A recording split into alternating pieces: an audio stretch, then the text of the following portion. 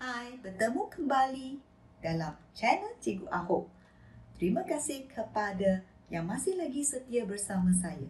Sesi perkongsian hari ini adalah untuk belajar bab 13 kebarangkalian mudah.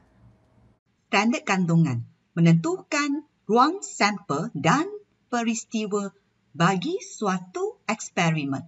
Membina model kebarangkalian suatu peristiwa.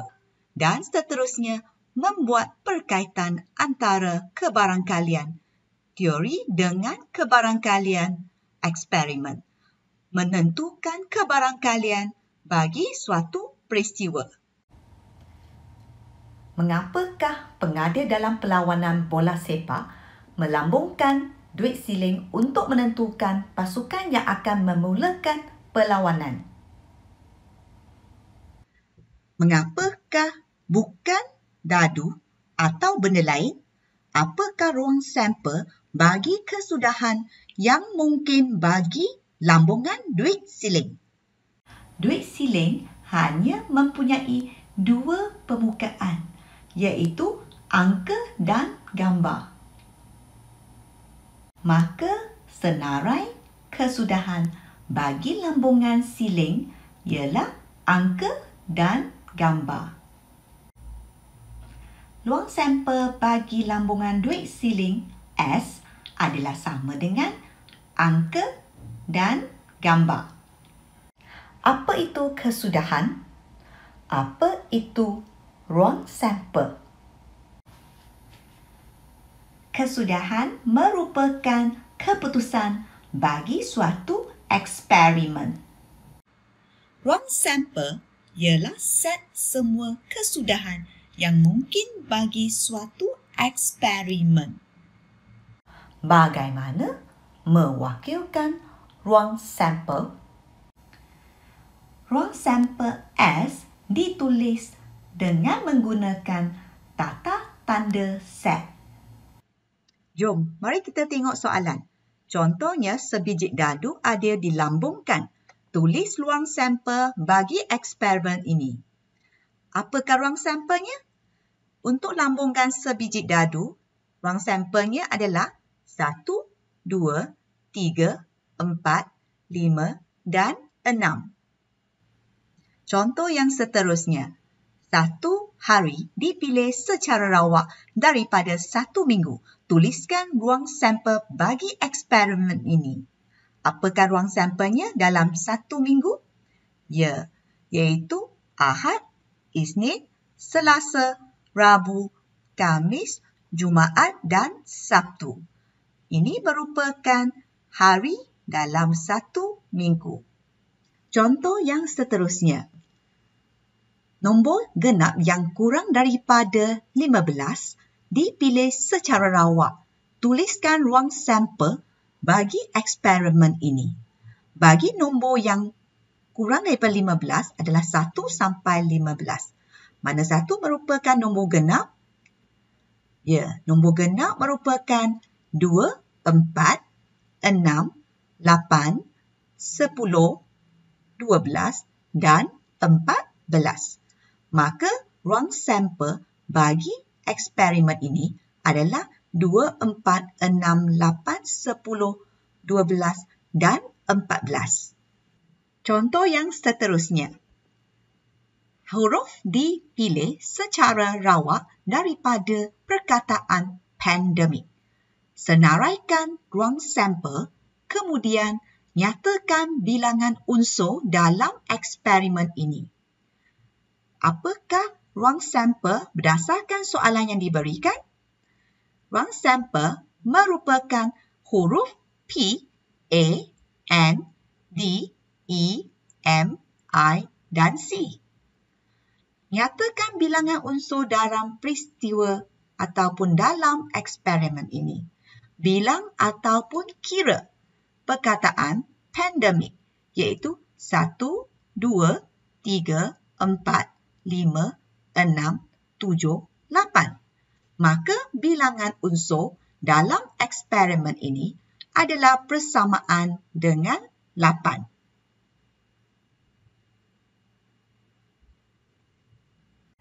Jom, mari kita tengok bagaimana menulis kesudahan dengan menggunakan gambar raja pokok. Gambar raja pokok boleh digunakan untuk menunjukkan aliran proses serta untuk menyusun atau dan mengira kebarangkalian sesuatu peristiwa berlaku. Mari kita tengok contoh untuk melukis gambar raja pokok. Sekeping shilling dilambung sebanyak 2 kali. Senaraikan kesudahan yang mungkin menggunakan tata tanda set. Untuk lambungan shilling yang pertama, kesudahan yang pertama akan mendapat angka dan gambar. Manakala untuk lambungan yang kedua, kesudahannya akan mendapat angka dan gambar. Jika lambungan pertama ialah angka, kemudian jika lambungan pertama adalah gambar, lambungan kedua juga ada kemungkinan untuk mendapatkan angka dan gambar.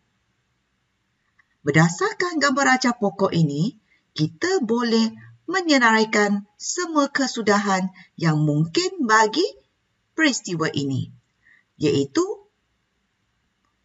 senarai kesudahan bagi peristiwa ini adalah AA, iaitu angka-angka, AG angka gambar, GA gambar angka dengan GG gambar dengan gambar. Mari kita tengok contoh yang seterusnya. Diberi set P sama dengan 135 dan set Q sama dengan 24.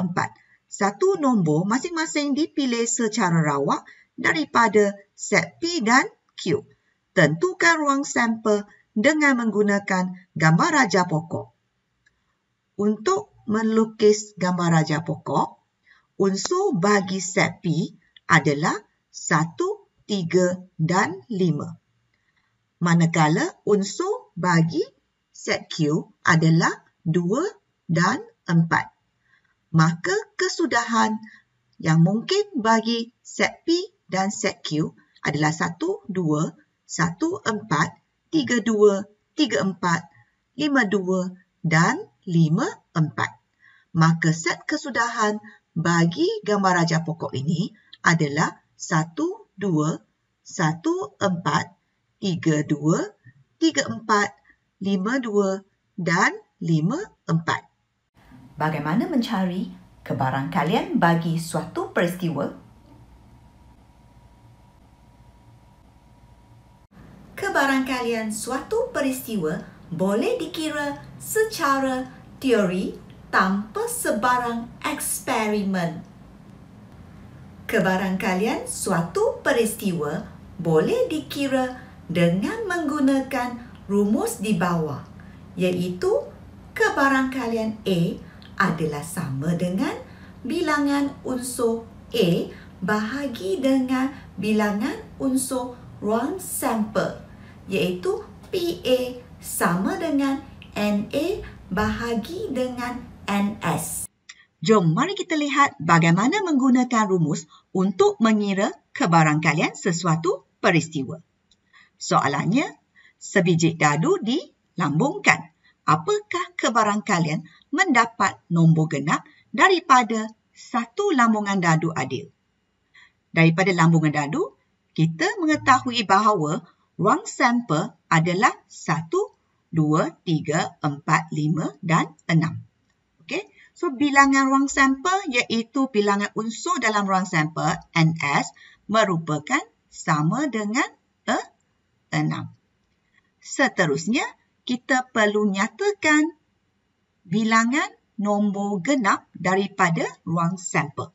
Okey, daripada ruang sampel, nombor genap iaitu peristiwa nombor genap iaitu sama dengan 2, 4 dan 6. Maka bilangan unsur bagi A adalah bersamaan dengan 3 iaitu 2, 4, 6. Okey, so dengan menggunakan rumus tadi, mengira kebarangkalian, kita mencari ataupun kita menggunakan PA sama dengan NA bahagi dengan NS. Okey, so NA kita adalah bersamaan dengan 3, manakala NS adalah 6. Maka kebarangkalian kita adalah sama dengan 3/6. Adakah ini merupakan jawapan terakhir? No, bukan. Sebab 3/6 masih boleh dipermudahkan. Maka kita boleh permudahkan pecahan ini. Jawapan akhir bagi kebarangkalian A adalah bersamaan dengan 1/2. Mari kita tengok contoh yang seterusnya. Sebiji dadu adil dilambungkan. Apakah kebarangkalian mendapat nombor lebih daripada 4 dalam satu lambungan dadu adil itu? Daripada lambungan dadu, kita mendapati bahawa ruang sampel untuk lambungan sebiji dadu adalah 1, 2, 3, 4, 5 dan 6. Maka bilangan unsur bagi ruang sampel NS adalah bersamaan dengan 6. Daripada ruang sampel ini, manakah nombor yang lebih daripada 4?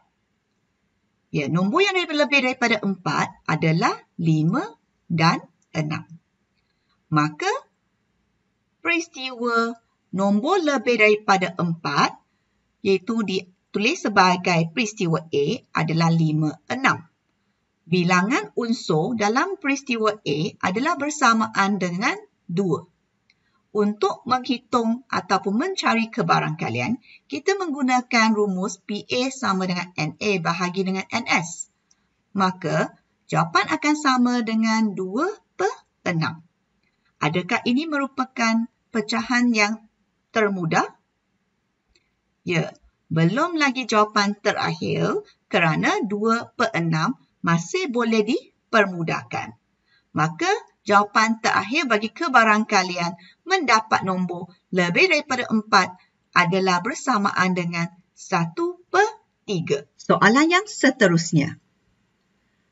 Satu huruf dipilih secara rawak daripada perkataan COVID. Cari kebarangkalian untuk mendapat huruf vokal. Daripada perkataan COVID, manakah merupakan huruf vokal? Adik-adik, masih lagi ingat apa itu huruf vokal? Sebelum kita menyenaraikan huruf vokal, kita perlu menulis ataupun menyenaraikan jumlah ataupun bilangan ruang sampel terlebih dahulu. Daripada perkataan COVID, ruang sampel merupakan C, O, V, I, D. Okey? So, maknanya bilangan unsur bagi ruang sampel adalah bersamaan dengan 5. Seterusnya, daripada 5 huruf ini, kita kena pastikan manakah merupakan huruf vokal. Huruf vokal merupakan O dengan I. Maka kita boleh tuliskan huruf vokal sebagai peristiwa A, iaitu sama dengan O, I, iaitu bilangan unsur bagi peristiwa A adalah sama dengan 2. Setelah mendapatkan maklumat NA dengan NS, maka kita boleh mengira kebarangkalian untuk mendapat huruf vokal dengan menggunakan rumus NA bahagi dengan NS. Maka kebarangkalian untuk mendapat huruf vokal adalah sama dengan 2/5. Semak semula. Adakah 2/5 ini merupakan pecahan yang paling mudah? Ya. Kebarangkalian A adalah sama dengan 2/5 merupakan jawapan terakhir kerana 2/5 merupakan bentuk yang termudah. Itu saja bagi sesi perkongsian kali ini. Jangan lupa tekan butang like dan subscribe channel Cikgu Ahok sebagai tanda sokongan kepada saya. Sekian, terima kasih. Jumpa lagi. Bye.